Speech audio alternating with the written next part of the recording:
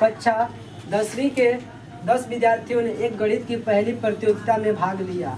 यदि लड़कियों की संख्या लड़कों की संख्या से 4 अधिक हो तो प्रतियोगिता में भाग लिए लड़कों और लड़कियों की संख्या ज्ञात कीजिए। देखते हैं कर रहा है हल। चूंकि पहले मान लेते हैं कि लड़कियों की संख्या x है तथा लड़कों की संख्या y। हल चूंकि माना लड़कियों की संख्या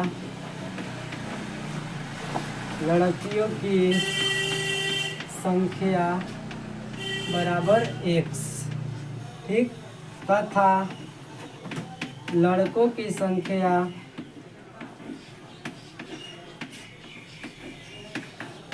संख्या बराबर लोग y मान लिए। अतः प्रश्नानुसार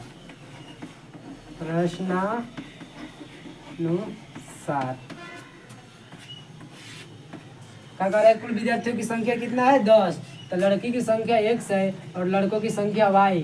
तो विद्यार्थी में लड़का और लड़की दोनों होता है। अतः प्रश्नानुसार टोटल विद्यार्थी क्या हो जाएंगे? x प्लस वाई बराबर टोटल कितना दिया है? 10। ठीक, इसको हम लोग बना लेते हैं दो चर वाले रैखिक समीकरण के रूप में। तो x प्लस वाई माइनस 10 बराबर 0। ये हो गया इक्वेशन नंबर 1। तथा कह रहा है कि लड़कियों की जो संख्या है लड़कों से 4 अधिक है। ये लड़की की संख्या हम लोग x माने हैं, लड़का की संख्या y। तो जो लड़कियों की संख्या जो है लड़कों की संख्या से 4 अधिक है, तो लड़का y है तो इसमें 4 जोड़ेंगे तो लड़की की संख्या हो जाएगा। क्योंकि लड़कियों की संख्या जो लड़कों से 4 अधिक है तो लड़कों की संख्या जो ये y है और उसमें 4 अधिक कर देंगे तो ये लड़की की संख्या के बराबर हो जाएगा। फिर इसे हम चेंज कर लेते हैं, x माइनस वाई इधर प्लस 4 है तो क्या होगा? माइनस 4 बराबर 0। ये होगा इक्वेशन नंबर 2। अब इस हम लोग को ग्राफ खींचना है। ग्राफ विधि से कह रहा है कि हल कीजिए। समीकरण युग्म बन गया। तो ग्राफ विधि से हल करने के लिए आप लोग जानते हैं क्या करते हैं? लोग पहले सारणी में बना लेते हैं समीकरण 1 के लिए। समीकरण 1 के लिए हम सारणी बना रहे हैं। ठीक, यहाँ पर हो गया। चलिए यहाँ पर x लेते हैं तो y बराबर क्या होगा? 1 में।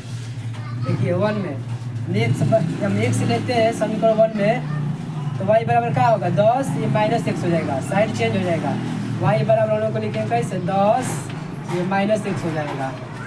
यहाँ पर y बराबर हो जाएगा 10 माइनस x। और समीकरण 2 के लिए चलिए यहाँ पर अब इसमें हम लोग रख देंगे x बराबर अगर 0 रखते हैं तो y बराबर क्या होगा? x बराबर 0 रखा गया तो 10 होगा। ठीक, अगर हम रखते हैं x बराबर 10 रखते हैं यहाँ पर 10 तो y बराबर क्या आएगा? 10 में 10 घटेगा 0 आएगा। यहाँ पर पहला समीकरण के लिए हम लोग ग्राफ के लिए हल करने के लिए ला दिए। पहला हम लोग 0 रखे पहला बार में और दूसरे बार में आ गया y के मान यहाँ पर 10। ठीक, और फिर दूसरा बार में x का मान 10 रखे यहाँ पर तो y का मान 0 आ गया। इसको ग्राफ खींचना है। ये पहला के लिए हो गया, पहला समीकरण के लिए। अब दूसरा समीकरण के लिए हम लिख देते हैं यहाँ पर समीकरण 2 के लिए।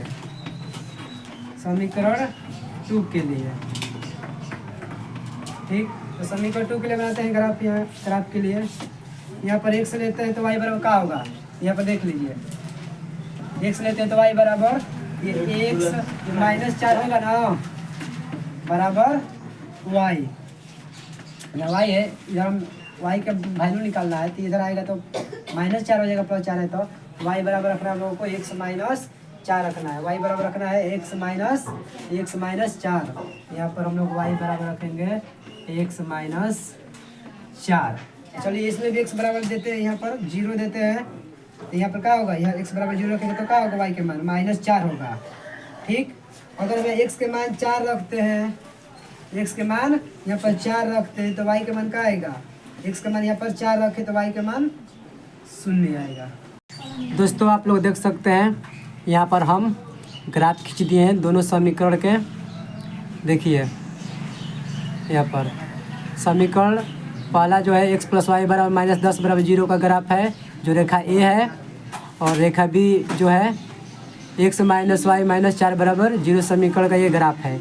एक दूसरे को बिंदु P पर काट रही है, जो कि x कमा वाई जो है यहाँ पर देखिए काटा गया है 7,3। 7 जो है x का वैल्यू है और जो 3 जो है y का वैल्यू है। हम x क्या माने थे? लड़कियों की संख्या। यहाँ पर लिखेंगे चूँकि यहाँ रेखाएं ए तथा बी एक दूसरे को बिंदु P यानी कि 7,3 पर काटती हैं, अतः लड़कियों की संख्या बराबर 7 तथा लड़कों की संख्या बराबर 3। चलिए अब देखते हैं प्रश्न संख्या पहला के दूसरा प्रश्न। कह रहे 5 पेंसिल तथा 7 कलमों का कुल मूल्य 50 रुपया है, जबकि 7 पेंसिल तथा 5 कलमों का कुल मूल्य 46 रुपया है। एक पेंसिल का मूल्य तथा एक कलम का मूल्य ज्ञात कीजिए। तो सबसे पहले एक पेंसिल तथा एक कलम का मूल्य मान लेते हैं x तथा y। यहाँ पर ये समीकरण वाला हम जो लिस्ट है यहाँ पर सारे हम नहीं मिटाए, क्योंकि हम लोग को ग्राफ के लिए इसमें इसको हल करना था। ठीक, तो पहले क्या करते हैं, मान लेते हैं यहाँ पर हल। चूँकि माना एक पेंसिल का मूल्य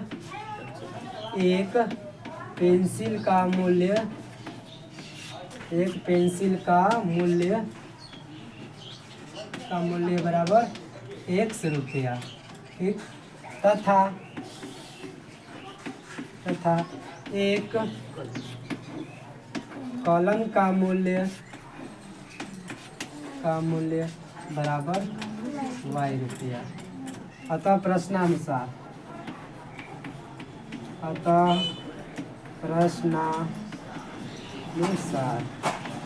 ध्यान से समझिएगा। ठीक, एक पेंसिल का मूल्य हम लोग 100 रुपया मान लिए तथा एक कलम का मूल्य y रुपया मान लिए। तो क्या कर रहा है, 5 पेंसिल लिया और 7 कलम, तो 50 रुपया दे रहा है। एक पेंसिल का मूल्य 100 रुपया, तो 5 पेंसिल का मूल्य 5 100 रुपया होगा। प्लस में 7 में क्या ले रहा है, 7 गो कलम भी ले रहा है। तो एक कलम का मूल्य y रुपया माने तो 7 कलम का मूल्य 7 y रुपया होगा।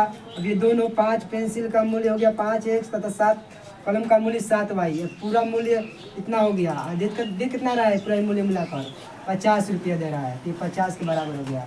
फिर इसे हम चेंज करते हैं समीकरण के रूप में, दो चरण से समीकरण के रूप में चेंज करते हैं। तो 5x plus y 7y minus 50 बराबर 0, समीकरण नंबर 1।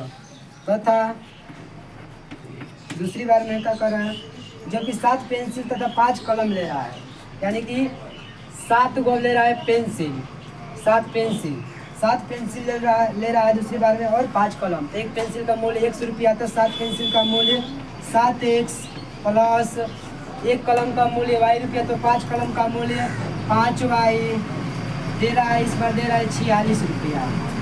फिर इसका सेट चेंज कर दीजिए, 7x प्लस 5y माइनस 46 बराबर 0, समीकरण नंबर 2। अगर हम x लेते हैं पहला में, x लेते हैं हम लोग पहला में, तो y बराबर क्या आएगा, तो ये 50 माइनस 5x होगा और बटे में 7 हो जाएगा। इसको हल करेंगे तो ये होगा 50, ये जो होगा 5x माइनस 5x हो जाएगा इधर, या y का वैल्यू निकालना तो 7 गुणा के रूप में इधर बटे हो जाएगा। यहाँ पर y बराबर लिखना है 50 माइनस 5x, एक बार कितना, तो y बराबर 50 माइनस 5x बटे में 7। ठीक, चलिए अब इसमें हम वैल्यू डाल देते हैं। पहले x का वैल्यू अगर हम लेते हैं, ऐसा अंक रखिए ताकि 7 से डिवाइड होकर कट जाए पूरा। तो यहाँ पर 2 रखते हैं, 10 होगा। 10 यहाँ पर 50 में 10 बटे 40, 40 में 7 से भाग करेंगे, पूरा नहीं कटेगा। यहाँ पर रखते हैं 3, तो 5 दिया 15, 50 में से 15 जाएगा 35, 35 में 7 से भाग करेंगे 5 बार में, यानी कि x बराबर 3 रखे हम लोग। x बराबर 3 रखे तो क्या आया, y बराबर यहाँ पर 15 हो गया। यहाँ पर 50 में 15 गया 35, 7 5 35। ठीक, यहाँ पर आपको इस तरह चेक करना है, 50 माइनस 5 गुणे 3 बटे में 7, ये 5 या 15, 50 में से 15 गया 35, 35 बटे 7, 7 5 35। तो यहाँ पर आ गया हम लोग को x बराबर 3 रखे तो y बराबर 5 आ गया। ठीक, अब रखेंगे x बराबर ऐसा अंक रखेंगे दूसरा बार में, ताकि फिर से हम लोग का ऐसा पूरा कटने वाला आ जाए।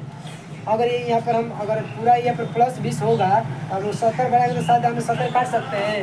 x बराबर हम लेते हैं -4, x बराबर -4 लेते हैं। कि -4 में -5 से और -4 में गुणा करेंगे तो क्या होगा, 5 के 20 + 20 होगा। और 50 में 20 जोड़ेंगे क्या होगा, 70। और 70 में 7 से भाग करेंगे, 7 दाम में 70, ये 10 बार में होगा।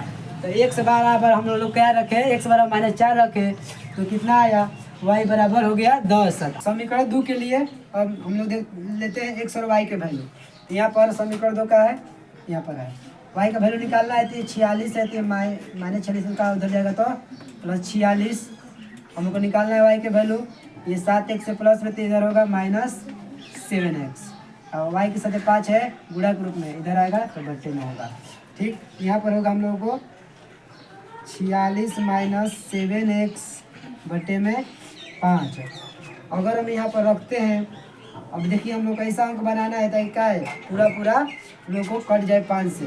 तो अगर यहाँ पर हम रखते हैं कि 7, अगर यहाँ पर रखते हैं 46 माइनस यहाँ पर 7x है, तो x का वैल्यू क्या रखेंगे कि 5 से पूरा कट जाए। अगर हम x के वैल्यू रखते हैं 8, यहाँ पर 46 - 7 × 8 क्या होगा, यहाँ पर 8 7 56, तो 56 46 - 56 इसमें से जाएगा, आ जाएगा हम लोग को 0 वाला अकाउंट। 5 में से 4 गया 1, -10 है। और -10 में 5 से भाग करेंगे तो -2 बार में। x बराबर 8 रखे, x बराबर 8 रखे, x बराबर 8 रखे तो कितना आया, x बराबर 8 रखे तो y बराबर -2 आया। अगर हम यही अगर x जो x का यहाँ पर y का में -2 आया है, अगर x का मान अगर -2 रखते हैं यहाँ पर, तो 7 दूनी 14 + 14 और 46 हो जाएगा 60, तो 12 हो जाएगा y का मान। अगर -2 रखते हैं x का वैल्यू, यहाँ पर 7 दूनी 14 + 14 और 46 कितना होगा, 60 हो जाएगा। तो 60 में 5 से भाग करेंगे तो 12 आएगा y के वैल्यू, x के मान -2 रखे तो।